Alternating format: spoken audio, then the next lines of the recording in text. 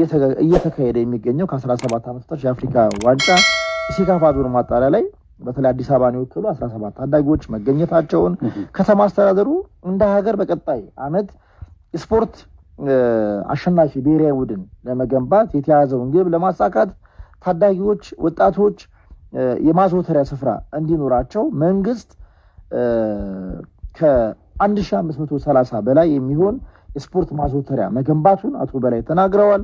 ወደ 410 የታዳጊና ወጣቶች ስልጠና ፕሮጀክቶችን በ11ዱም ክፍለ ከተማ እንደተቋቋመና በ21 የስፖርት አይነቶች 22000 ታዳጊዎች በስፖርት ስልጠና እየወሰዱ እንደሚገኙ አቶ በላይ ተናግረዋል ማለት ነው። አቶ በላይ ደጀን ስለዚህ አጠቃላይ እንግዲህ ከ17 ዓመት በታች የአፍሪካ ዋንጫና የሴካፋ የማጣሪያ ዋንጫ የኢትዮጵያ ብሔራዊ ቡድን የሚያደርገውንም እንግዲህ መልካም እድል እንዲገጥማቸው አቶ በላይ ደጀን ተመኝተዋል ለማለት ነው።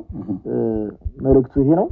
አጋራችን ሁሌም የሚተማመኑበት ባንክ የኢትዮጵያ ንግድ ባንክና በሕክምና ጥራት ከፍ ያለ ደረጃ ላይ ያለው ላንድማርክ አጠቃላይ ሆስፒታል የፕሮግራማችን አጋሮች ናቸው። እንግዲህ በተለይ ስልካቸውን ላንድማርክ አቀርባለሁ። እስከዛ እንግዲህ በርካታ አድማጮችም ቀራስልኝ በቀጥታ የስልክ መስመር የሚገኙት አድማጮቻችን ኢንጂነር ኃይለ ኢየሱስ የአዲስ አበባ እግር ኳስ ፌዴሬሽን ፕሬዝዳንት ናቸው። እንግዲህ በድንገት ነው የደወልኩላቸው። ቤት ነው የሚገኙት። እንዴት አመሹ? ዛሬ ያው በይልሌ ተገኝተው ነበረ፣ ግን አጠቃላይ እንደ ሀገር በዚህ በየማራው ውድድር አዲስ አበባ እግር ኳስ በተለይ ፌዴሬሽን እርሶ የሚመሩት ተቋም የተለያዩ ውድድሮችን ያዘጋጃል። አንዱ የሚያዘጋጀው ውድድር አንደር 70 ውድድር ነው። በዚህ በኤምአርአይ አንደር 70 ውድድር ይደረጋል። የአንድ አመት ውድድር ይደረጋልና አንዱ እዚህ ላይ የምታደርጉት ውድድር ተግዳሮቱ ምንድነው እና ስኬቱስ ምንድነው? ከሱን ጀምር ባለን አጭር ደቂቃ። ተግዳሮቱ ብለን ምናምነው ብዙ ጊዜ የክለቦች አቅም ማነስ፣ ሁለተኛ ደግሞ የሜዳ ችግር ነው። ትልልቁ ሜጀር የምንለው እነዚህ ነገሮች ችግሮች አሉብን። ከጥሩ ጎኑ የምትለው ይኸው እንግዲህ ጥሩ ፍሬ አፍርተን ምስራቅ አፍሪካ ላይ የሚታዩት ልጆች ማግኘታችን ለእኛ እድል ነው። እንደ አዲስ አበባ እግር ኳስ ፌዴሬሽን ዋናው ዓላማችን ሁላችንም ለብሔራዊ ቡድን ለሀገር ስለሆነ ለዛ ጉዳይ ላይ ጥሩ ፍሬ እያፈራን ነው ብለን እናምናለን። ይሄ ነው እንግዲህ አንዱ የሚነሳው ኢንጂነር ያው እኔና እርሱ ሁሌም ስንደዋወል የምንጨቃጨቀው የዚህ ታዳጊዎች ውድድር ክለቦች ቅዱስ ጊዮርጊስ፣ ኢትዮጵያ ቡና፣ ደመድን የገንዘብ አቅማቸው ተለቅ ያለ ነው። ሌሎቹ ግን ከታች ጀምረው ከ6 ዓመት ጀምሮ እስከ ከፍተኛ ዲቪዥን ይወዳደራሉ እና አንደር 70 ውድድር ላይ ከኤምአርአይ ውጪ ለዳኝነት ወደ 165,000 ብር ይከፍላሉ። ኤምአርአይ ደግሞ 3,000 ብር አካባቢ በራሳቸው ተመርምረው ይመጣሉና አንዳንዶቹ ትላንትናም ሰፊ ጊዜ ምናልባት ረጅም ሰዓት ነው ከርሶ ጋር ያወራ ነውና አንዱ ሲነግሩኝ እኔንም ያሳመነኝ ገንዘቡን ቀንሰን ብናወዳደራቸው አንዳንዶቹ በባለፈው ዓመት ጀምሮ ያቀሩብን የኮሚትመንት ችግር አይተንባቸዋል ብለውኛል። ግን እነዚህ በትክክል ውድድሩን ለሚጨርሱት እንደው በተወሰነ መጠን ቅሬታውን ከርሶ ጋር ተነጋግረናል። ግን እዚህ አየር ላይ መስተካከል የሚችልበት አጋጣሚና ውድድሩን በስፖንሰር ለማድረግ የእናንተስ ሚና የት ድረስ ነው የሚለውን ብናነሳ ኢንጂነር። እሺ እንግዲህ ጥያቄ ጥሩ ነው። እውነት ለመነጋገር የታዳጊዎች ውድድር ተደጉሞ ነው አሁንም ያለው እንዲታወቅ ይፈልጋል።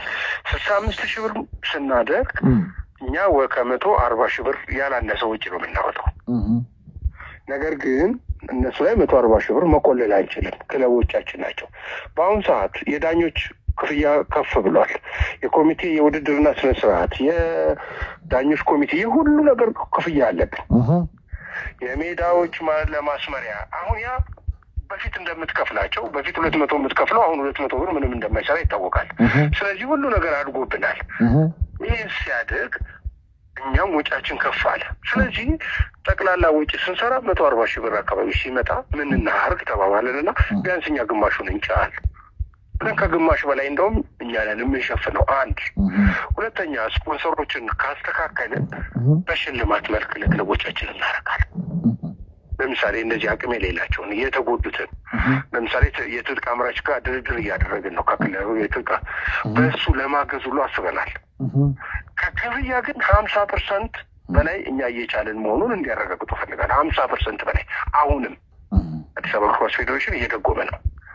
ይሄ የኮሚትመንት ችግር ያለ ያልኩ እሷ ብቻ አይደለም። አሁን ለምሳሌ ባለፈው አመት ክለቦቻችን ላይ ወይም እንትን ላይ የተወሰነ ክለብ ቀንሰን ስንስስ የተውንላቸውን ምንድነው የሚያደርጉት? ያቋርጡብሃል። ይሄ ያጋጥማል። ለምን?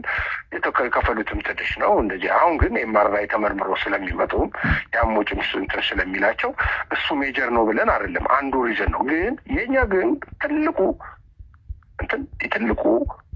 ዋናው ፖይንታችን እየደጎመ መሆኑ እንዲታወቅ አሁንም 50%ቱን እኛ ነን የምንችለው። 50%ቱን ቢያንስ ይቻሉልን ነው። አሁን ለምሳሌ ብናሳድግ ብንል 100 ምናምን ሺህ ሁሉንም ይገፋብናል። ይሄንን እንዲረዱ እንፈልጋለን። ስፖንሰር ከመጣ ደግሞ እንደጉማቸዋል። ምንድን ነው የምናደርገው ብትለኝ፣ ለምሳሌ የተወዳደረ አካል እንዳቅማቸው አይተን የተወሰነ ነገር ለማገዝ ቃል ነው የምንገባው። አሁን ግን በሌለ ነገር አንችልም። እሺ፣ ሌላው ኢንጂነር አንዱ አዲስ አበባ እግር ኳስ ፌዴሬሽን የሚቸገረው የሜዳ ችግር ነው። አብዛኞቹ ሜዳዎች በወጣቶችና ስፖርት ቢሮ ስር ነው የሚገኘው እና በክፍለ ከተማዎች ነው የሚገኘው እና አሁን ውድድሮች ሲጀመሩ አንዳንድ ጊዜ ሜዳዎቹን በተለይ ቅዳሜና እሑድ እዛ የሚሰሩ ልጆች አንወጣም በማለት ውድድሮች ሲቋረጡ እንመለከታለን። ይሄንን በዘላቂነት ለመፍታት ምን እየሰራችሁ ነው? ይሄ እንግዲህ ከወጣቶችና ስፖርት ጋር እየተነጋገረ ነው። አሁን ምናልባት አንድ ሜዳም ሊሰጠን ነው ለእኛ። አንድ ሜዳ በቂ ነው ብለን አናምንም፣ ግን 2ም 3ም ወስደን፣ ምክንያቱም እኛ የምንሰራው ለአዲስ አበባ ወጣቶች ነው ብለን ነው የምናምነው። 2ም 3ም ካገኘን ከተመረጡ ላይ አንድ ሊሰጠን ነው። በዚህም እናመሰግናለን። እቅድ ተይዞ ርክክብ አድርጉ እየተባልን ነው። ያንንም ካገኘን አንዱ የተወሰነ ነገር ያቃለልናል። ለኔክስትም ሌላ ነገር ክፍተት ያለብንን ክፍተት አቅርበናል። አቶ ኮሚሽነር በላይ ጋር ከነሱ ጋር ያለውን ችግር ስለሚያውቁ በዚህ አመት ክፍተቱን እንግዲህ እንደፍንላቸዋለን ብለውናል። ተነጋግራል ሲሆን እናያለን። ነገር ግን እንደዛም ሆኖ ውድድሮቻችን በዚህ አመት እንዲታወቁ የምፈልገው ብዙ ናቸው። ለምሳሌ አንደር 20 በእኛ ስር ናቸው። ይሄ የእኛ ብቻ የአንደር 20 ደግሞ ትንሽ ክለቦች አሉ። ኦሮም ዛሬ በተነገረን በኢትዮጵያ እግር ኳስ ፌዴሬሽን ትእዛዝ መሰረት አዲስ አበባና ሲዳማ ላይ ብቻ ነው የሚካሄደው፣ ምናልባት ድሬዳዋ። ስለዚህ አዲስ አበባ ኦሮሚያ ዙሪያ ያሉትንም በሱ ስር ናቸው የሚያወዳድረው ማለት ነው። ወደዚህ ይመጣሉ አንደር 20 አንደር 17 አንደር 20። ስለዚህ እነዚህ ሁሉ በእኛ ስር መሆኑ የሜዳ ችግሮች እንዳያጋጥሙን ቀድመን እየሰራን ነው። ይሄ ደግሞ የእኛም ግዴታ ነው። የወጣቶችና ስፖርት የመንግስትም አካል ግዴታ ስለሆነ ይሄ እየሰሩበትም ስለሆነ በጋራ የምንወጣው ነው። በዚህ አመት ባለፈው አመት እንደሚታወቀው እኛ ግማሽ ላይ ነው የመጣ ነው። ከቅዱ ጮነን የመጣ ነው። ያችን እንደምንም ብለን አልፈናል። አሁን ግን በጋራ ቀደም ብለን ችግሮቻችንን በጋራ ለመፍታት እየሰራን ስለሆነ ፕሮጀክት ላይም ታዳጊዎች ላይም መንግስት ትኩረት ያደረገበት ስለሆነ ይሄ ነገር ይቀረፍልናል ብለን እናምናለን። ሌላው ባልደረባዬ አንድ ጥያቄ አለው። እንደምን አመሹ ኢንጂነር? እግዚአብሔር ይመስገን። ምናልባት እንግዲህ ያው ውድድሩ አንዱ ትልቅ ባሉታዊ ነገር እየተነሳበት የሚገኘው ከዚህ ከወጪ ጋር ወጪን ከመጋራት አንጻር ያለውን ነው ሲሉ እርሶም አንስተዋል። እንግዲህና ተጨማሪ ገቢዎችን አግኝቶ ውድድሩን በተሻለ መንገድ ሸጦ ተሳታፊ ቡድኖችን ከመደጎም አንጻር እስከምን ርቀት ተሄዷል የሚለውን እርሶ ትንሽ ቢያብራሩልን። እንግዲህ ከሲቲ ካፕ ከመጀመራችን በፊት ነው በየስፖንሰር እንዲያደርጉ በየድርጅት የተላከው። አሁንም ተስፋ የሰጡን አሉ። ያው እንደሚታወቀው ነው አሁን ያለው ሁኔታ። ስለዚህ ተስፋ ሰጥተውናል። ተስፋ ሰጡ ማለት ማግኘት ማለት አይደለም። ነገር ግን የውድድሮቻችንን እንዲገዙ ቀደም ብለን ነው እየሄድን ያለ ነው። አሁንም ኦፊሻል ላለማድረግ ፈልጌ ነው እንጂ ጥሩ መስመር ያገኘንበት ነገሮች አሉ። ያ ማለት ግን ክለቦች ላይ ሁልጊዜ እየደጎምክ መሄድም ስህተት ነው እንድታውቁት የሚፈለገው። ለምን ከተደጓሚነት መውጣት አለባቸው፣ ራሳቸው መቻል አለባቸው ክለቦች። ልክ ነው። ክለቦቹ ሁልጊዜ እንትን ካልክ ሁልጊዜ የዛሬ ዓመትም ሳይዘጋጅ ነው የሚመጣው። ስለዚህ እኛ አሁን በአሁኑ ዓመት 50% ደጉመናል አይደል? በሚቀጥለው 25 ነው የምንደጉመው። ለምን እነሱም ግዴታ አለባቸው ራሳቸውን ስፖንሰር ችለው ምናምን መሄድ መጠንከር አለባቸው።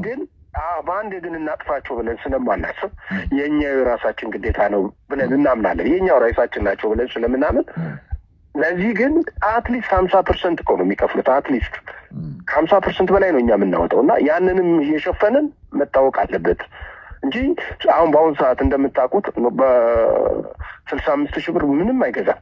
እኛ ዳኞቻችን ለአንድ ጨዋታ የምንከፍለው አሁን በፊት ባለፈው ዓመት ከ350 እስከ 500 ብር የምንከፍላቸው አሁን 1100 ብር ገብተው ሁሉም አልበለዚያ አያጫውቱልንም። 100% የተጨመረበት የዳኛ ክፍያ ላይ እንዴት ብለን ነው እንደዚህ የምናስተካክለው? ጥሩ ዳኛ ካልመደብን ደግሞ እንደምታውቁት ዳኞቻችንን ተበደልን፣ ውድድር የለም ነው የምንባለው አይደል? ይህንን መታወቅ አለበት እና በዚህ ነገር እነሱም ይህንን የእነሱንም ግዴታ እንዲወጡ እኛ ግን እንዳደጎምንም እንዲያውቁ ይሄ ግን መቀጠል የለበትም ብለን እናምናለን ነው። የመጨረሻ ጥያቄ ሲመጡ ባዶ ካዝና ነው የተረከብኩት ብለዋል። እዳችሁን ከፈላችሁ? እንዴት ነው? ባዶ ካዝና ሳይሆን እዳም ነው መሰለህ እስካሁን ያለው። አሁን ለምሳሌ 4.4 ሚሊዮን ብር እዳ ብለን ነበረ ቼክ የተደረገ በዶክመንት የመጣለን። ነገር ግን እስካሁን የ2016 የ2015 ብለው ክለቦች ይሄን ያህል ብር ከፍያለሁ፣ ይሄን ያህል ብር አልተመለሰልኝም፣ ይሄን ያህል ተወዳድኩም ያለው አሁንም ይመጣሉ። ትናንትም የመጣ ደብዳቤ ያለው የማናውቀው ሁሉ እዳ እየመጣ ነው። አካውንቱ አልሞላማ እየጎደለ ነው። እውነት ነው የምነግርህ ቴዲ፣ እውነት ነው የምነግርህ። ሌሎቻችን አሁን የዳኞች የምናምን ክፍያዎቻችን ሁሉ ጨረሰን፣ የሆቴሎች ክፍያ ጨረሰን። ነገር ግን አሁን ደግሞ ክለቦች የ2015 ሽልማት ነበረኝ አለ አሸናፊ ሆኖ ሽልማት የነበራቸው ክፍያ ስላልተከፈላቸው እዳ ነው አይደለም። እንደዚህ ያሉት አሁንም የማናውቃቸው እዳ እየመጡ ነው እና እውነት ለመናገር በጋራ እንወጣዋለን። አሁን ምንም ድርድር የለውም። ሰርተን እናልፋለን ብለን እናምናለን። እናመሰግናለን። እኛም እናመሰግናለን፣ በጣም እናመሰግናለን። ኢንጂነር ኃይለ ኢየሱስ ያው ካለን ሰዓት አንጻር ሰፋ ያለ ጊዜ ደግሞ ወስደን ስቱዲዮን ጋብዞታለን። እናመሰግናለን። ሰላም ደሩ። እናመሰግናለን። እሺ ታንክ ዩ። እንግዲህ እዳቸውን ከፍለዋል። ያው በተለይ ሲቲ ካፑ አዲስ አበባ ሲቲ ካፕ የተደረገው በጣም ቆንጆ ነበረ። በርካታ ደጋፊዎች ገብተው ነበረ። ስለዚህ አንዱ ራሱ ኢንጂነርን ጨምሮ ስራ አስፈጻሚው በአማተር ነው የመጡት። ስለዚህ ገንዘብ ሰብስበው የሰበሰቡትን ገንዘብ ደግሞ እንግዲህ የነበረባቸው እዳዎች ነው የከፈሉት ማለት ነው። አንደር 70 ላይ ቆይታ አደረግን ስንትሽ። ኢንጂነርም እንግዲህ በዚህ በአዲስ አበባ ላይ ያለውን ክፍተት በተለይ እኔ ወጣቶቹ ወደ ሜዳ ውድድር ያስፈልጋቸዋል። ወደ ሜዳ ሲወጡ አንዱ ትልቁ አሁንም ቆመን ማሰብ ያለብን ምናልባት ይህን ፕሮግራም የምታዳምጡ የክለብ